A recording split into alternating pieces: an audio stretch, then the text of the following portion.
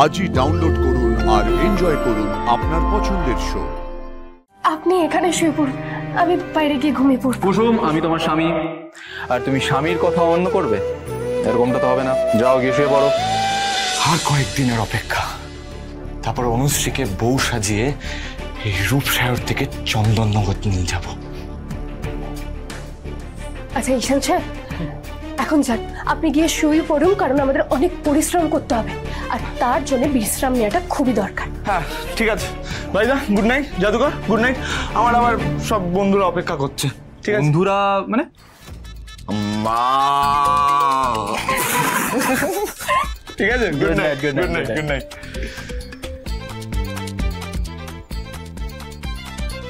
দেবী মা ঈশান সাহেবকে রাজকুমারের মতো বড় করেছে, আর ঈশান সাহেবকে দেখো, নিজের ভালোবাসার জন্য কত কিছু সহ্য করছে।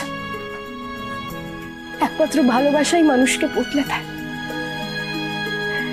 কুসুম দাঁড়াও, আরে দাঁড়াও, আমিও আজকে বাইরে শোবো। কেন ছোট সাহেব, কিছু হয়েছে? হয়েছে তো বটেই। কি হয়েছে? কুসুম, তুমি কাল রাতে ঠিক মতো ঘুমোতে পারোনি, আমি বরং বাইরে শুই, তুমি এখানে আরাম করে ঘুমো, কেমন? দাঁড়ান ছোট সাহেব, আপনি এখানে শুয়ে পড়ুন, আমি বাইরে গিয়ে ঘুমিয়ে পড়ব। কুসুম, আমি তোমার স্বামী আর তুমি স্বামীর কথা অন্য করবে, এরকমটা তো হবে না। যাও গিয়ে শুয়ে পড়ো।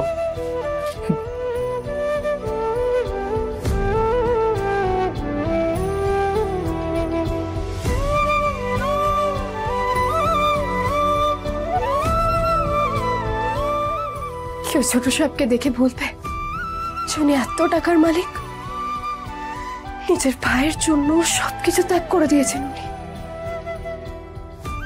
ছোট সাহেব তো হাতে আঘাত পেয়েছেন, খুব যন্ত্রণা হচ্ছে ওনার।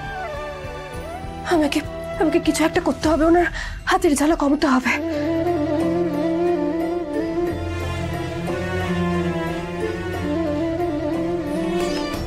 জানেন ছোট সাহেব,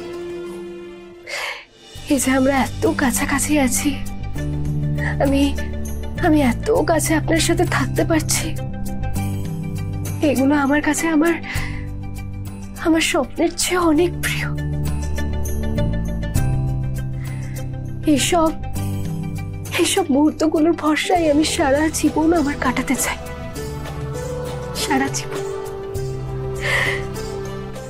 কারণ এরপরে যখন আমরা আবার ফিরে যাব, তখন আমাদের তো আবার আলাদা হয়ে যেতে হবে। তাই যেটুকু মুহূর্ত ভাগ্য আমাদের একসঙ্গে লিখেছে, সেইগুলো আমি পুরোপুরি বাঁচতে চাই।